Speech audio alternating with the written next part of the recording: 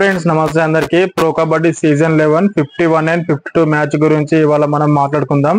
దానికంటే ముందు ఈ వీడియో కనుక మీకు నచ్చినట్టయితే లైక్ చేయండి, కామెంట్ చేయండి, షేర్ చేయండి. ఈ వీడియోని అయితే స్కిప్ చేయకుండా లాస్ట్ వరకు అయితే చూడడానికి ట్రై చేయండి ఫ్రెండ్స్. ఎందుకు చెప్తున్నా అంటే రివ్యూ అయితే జబర్దస్త్ ఉంటుంది ఈ రివ్యూ మాత్రం. ఫస్ట్ మ్యాచ్ వచ్చేసి మనకు Gujarat Giants versus Bengal Warriors. Second match వచ్చేసి Haryana Steelers versus Patna Pirates భయ్య. అండ్ ఎవరైనా గెస్ చేస్తారు ఫస్ట్ మ్యాచ్ లో Gujarat Giants versus Bengal Warriors అంటే ఎవరైనా అనుకుంటారు మామూలుగా. ఎందుకంటే గుజరాత్ జైంట్స్ లాస్ట్ మ్యాచ్లలో చూసుకుంటే అంత పర్ఫార్మెన్స్ లేదు.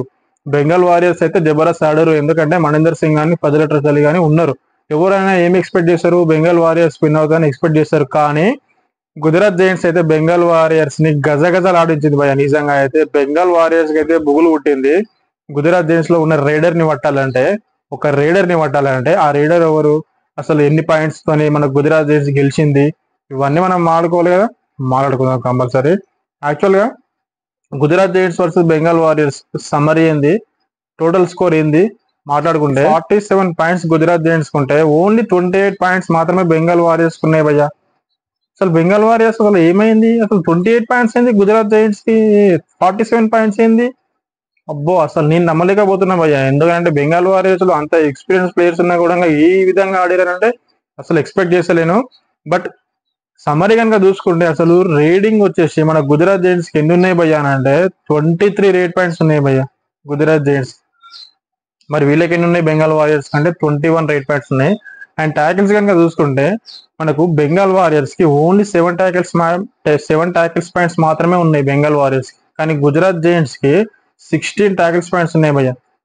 ఇక్కడనే అర్థమవుతుంది మనకు మ్యాచ్ మొత్తం ఇక్కడనే విన్ అయిపోయింది మన గుజరాత్ జైంట్స్. 16 ట్యాకిల్స్ పాయింట్స్ చేసారు భయ్య గుజరాత్ జైంట్స్ బెంగాల్ వారియర్స్ పైన. మణీందర్ సింగ్ లాంటి బెస్ట్ రైడర్ ఉన్న టీం నుంచి మనకు 7 ట్యాకిల్స్ పాయింట్స్ రావడము అనేది నిజంగా అసలు చాలా డిసప్పాయింట్మెంట్ మనకు బెంగాల్ వారియర్స్ ఫ్యాన్స్ కి అయితే నిజంగా. అండ్ ఆల్అౌట్స్ కనుక చూసుకుంటే ఆల్అౌట్స్ కూడా 6 ఆల్అౌట్స్ పాయింట్స్ భయ్య. 3 టైమ్స్ ఆల్అౌట్ అయింది బెంగాల్ వారియర్స్. అసలు ఏమాడుతుందో ఏమో బెంగాల్ వారియర్స్ ఈ మ్యాచ్ లో మాత్రం, ఏమాడిందో ఏమో నాకైతే అర్థమవుతుంది. అండ్ అండ్ ఎక్స్ట్రా పాయింట్ చూసుకుంటే ఎక్స్ట్రా పాయింట్ కూడా మనకు వీళ్ళకే ఉన్నాయి గుజరాత్ జైంట్స్ కి. 1 or 2 పాయింట్స్ ఉన్నాయి గుజరాత్ జైంట్స్ కి. మరి ప్లేయర్స్ గురించి మాట్లాడుకుంటే భయ్య మనకు బెంగాల్ వారియర్స్ నుంచి ఎవరు మంచిగా ఆడిర్రు అని అంటే మణీందర్ సింగ్ 3 పాయింట్స్ మాత్రమే వేసిండు. మణీందర్ సింగ్ గురించి మాట్లాడుకుందాం. పదిలెటర్ చలి ఓన్లీ 1 ట్యాకిల్ పాయింట్. అసలు ఎందుకు ఆడిండో మ్యాచ్ నాకు అర్థం కాలే. అంత సీనియర్ ప్లేయర్, అంత ఎక్స్పీరియన్స్ ఉన్న ప్లేయర్ 1 ట్యాకిల్ పాయింట్ చేయడం అనేది నిజంగా చాలా డిసప్పాయింట్మెంట్. ఎందుకంటే పదిలెటర్ చలి the best defender in PKL history పదిలెటర్ చలి. అలాంటి ప్లేయర్ 1 ట్యాకిల్ పాయింట్ చేయడం అనేది నిజంగా చాలా చాలా డిసప్పాయింట్మెంట్ బెంగాల్ వారియర్స్ కి. బట్ పదిలెటర్ చలి 1 ట్యాకిల్ పాయింట్ చేసిండు, మణీందర్ సింగ్ 3 రేట్ పాయింట్స్ చేసిండు. మరి ఎవరు భయ్య మంచిగా ఆడారు అంత ఏంటంటే నితిన్ అయితే ఒక 11 రేట్ పాయింట్స్ అయితే వేసిండు భయ్య. సూపర్ 10 చేసిండు, జబర్దస్త్ ఆడిండు ఓన్లీ నితిన్ మాత్రమే. మరి మిగతా వాళ్ళు ఎవరు ఆడిర్రు, ఎవరు ఆడలేరు. అందుకే 28 పాయింట్స్ మాత్రమే వేసింది బెంగాల్ వారియర్స్. మరి గుజరాత్ జైంట్స్ నుంచి అయితే నిజంగా భయ్య మనం అప్రిషియేషన్ చేయాల్సింది ఎవరిని భయ్య అని అంటే గుమాన్ సింగ్ 17 రేట్ పాయింట్స్ వేసిండు భయ్య. గుమాన్ సింగ్ 17 రేట్ పాయింట్స్ వేసిండు భయ్య బెంగాల్ వారియర్స్ నుంచి. అక్కడ ఆపోజిట్ లో పదిలెటర్ చలి ఉన్న గుమాన్ సింగ్ మాత్రం గన్ను పెట్టి కాల్చేసిండు పదిలెటర్ చలి.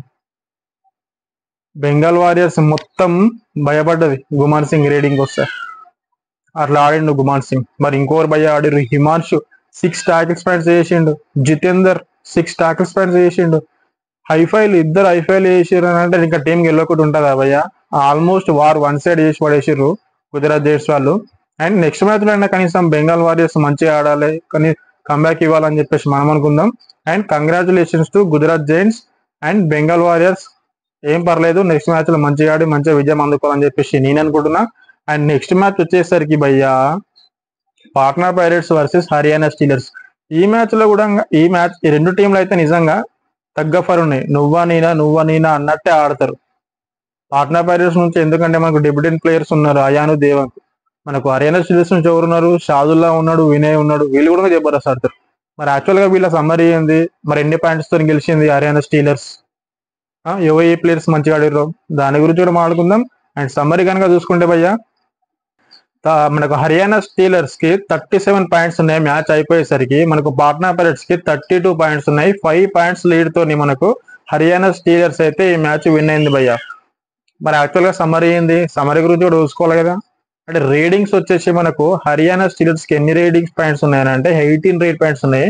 అండ్ పాట్నా పైరేట్స్ కి 21 రేట్ పాయింట్స్ ఉన్నాయి భయ్య. బట్ ఇక్కడ మాత్రం పాట్నా పైరేట్స్ కి ఎక్కువ లీడ్ ఉంది రేటింగ్ లో మాత్రం. కానీ ట్యాకిల్స్ లో కనుక చూసుకుంటే పాట్నా పైరేట్స్ కి ఓన్లీ 5 ట్యాకిల్స్ పాయింట్స్ మాత్రమే ఉన్నాయి. హర్యానా స్టీలర్స్ కి 11 ట్యాకిల్స్ పాయింట్స్ ఉన్నాయి భయ్య. అండ్ ఆల్అౌట్ కనుక చూసుకుంటే వీళ్ళకి 2 ఉన్నాయి, వీళ్ళకి 2 ఉన్నాయి. అండ్ ఇక్కడ ఎక్స్ట్రా పాయింట్స్ చూసుకుంటే కనుక పాట్నా పైరేట్స్ కి 4 పాయింట్స్ ఉన్నాయి ఎక్స్ట్రా పాయింట్స్. అండ్ 6 పాయింట్స్ వచ్చేసి మనకు హర్యానా స్టీలర్స్ కు ఉన్నాయి. ఆల్మోస్ట్ ట్యాకిల్స్ లో లీడ్ ఉన్నది, ఎక్స్ట్రా పాయింట్ లో లీడ్ ఉన్నది, ఆల్అౌట్లలో ఇద్దరికి సేమ్ ఉన్నాయి. కానీ అక్కడ పాట్నా పైరేట్స్ 3 పాయింట్స్ రీడింగ్ లో సేమ్ ఉన్నది, లీడింగ్ లో ఉన్నది. అయినా కానీ ఇక్కడ మొత్తం ట్యాకిల్స్ లో లీడ్ ఉన్నది హర్యానా స్టీలర్స్. కాబట్టి ఆ 5 పాయింట్స్ లీడ్ తోని హర్యానా స్టీలర్స్ అయితే మ్యాచ్ విన్ అయింది.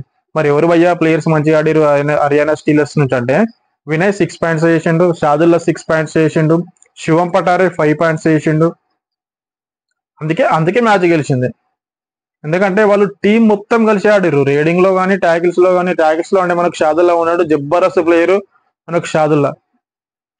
రేడింగ్ లో వేసారు, మనకు ట్యాకిల్స్ లో వేసారు. ఆల్ టీం మొత్తం డిఫెండింగ్ లో కానీ రేడింగ్ లో కానీ మంచి కలిసికట్టుగా ఆడిరు కాబట్టి మనకు మ్యాచ్ విన్ అయింది. మరి పాట్నా పైరేట్స్ కి వచ్చేసరికి ఎవరు భయ ఆడిరు, అయాను కూడా ఆడిండు, దేవాంక ఆడిండు. ఇద్దరు 7 పాయింట్స్ వేసారు, ఈక్వల్ గా వేసారు అయాను దేవాంక. మొత్తం రేడింగ్ లోనే వచ్చినాయి వాళ్ళకు, ట్యాకిల్స్ లో ఏం రాలేదు. మిగతా ప్లేయర్స్ గురించి ఇంకేం ఆడుకోవడం చెప్పు, మన అక్కడ ఏం లేదు, అంతా డొల్లా. అసలు మ్యాచ్ లో ఏం కూడా లేదు. ట్యాకిల్స్ 5 ట్యాకిల్స్ పాయింట్స్ అంటే వాళ్ళు ఒకటి 2 పాయింట్లు వేసారు అంతే, అంతకంటే ఎక్కువ ఏం లేదు. మరి ఇవాళ అయితే అయాన్ కానీ దేవాంక్ కానీ ఎందుకు 7 రేట్ పాయింట్స్ చేసారు అని చెప్పేసి నాకు అనిపిస్తుంది అంటే డిఫెండింగ్ లో కూడా కొంచెం వాళ్ళకు పుషప్ ఉండాలి. ఎందుకంటే అక్కడ నుంచి వచ్చిన ప్లేయర్స్ ని వీళ్ళు పట్టుంటే వీళ్ళకి కూడా కొంచెం బూస్ట్ వస్తుంది, అరే పోయి పాయింట్లు తీసుకోవాలని చెప్పేసి. వీళ్ళే పోయి పాయింట్లు తీసుకొస్తా ఉంటే ఆడ మ్యాచ్ గెలుస్తుంది. ఇద్దరు రైడర్ల మీద ఎప్పుడు మ్యాచ్ గెలవదు, ఓన్లీ డిఫెండర్ల పైనే డిపెండ్ అయితే ఎప్పుడు మ్యాచ్లు గెలవవు. టీం మొత్తం ఆడితేనే, డిఫెండింగ్ లో కానీ రేడింగ్ లో కానీ టీం మొత్తం ఆడితేనే మ్యాచ్ గెలుస్తుంది. ఓకేనా? Anyway congratulations to Haryana Steelers. మంచిగా ఆడుతారు, జబర్దస్త్ ఆడుతారు, ఈ మ్యాచ్ లో విన్ అయ్యారు. And Patna pirates next match లో మంచిగా ఆడి విజయం అందుకోవాలని చెప్పేసి అనుకుంటున్నాను. అండ్ మళ్ళీ చెప్తున్నా ఫ్రెండ్స్, ఈ వీడియో కనుక మీకు నచ్చినట్టయితే లైక్ చేయండి, కామెంట్ చేయండి, షేర్ చేయండి. షేర్ అయితే కంపల్సరీ చేయండి. అండ్ కొత్త వాళ్ళు ఎవరైనా చూసుకుంటే మాత్రం సబ్స్క్రైబ్ చేసుకోండి. మళ్ళీ మనం నెక్స్ట్ రివ్యూలో మళ్ళీ కలుద్దాం. అప్పటి వరకు థ్యాంక్ యూ ఫ్రెండ్స్.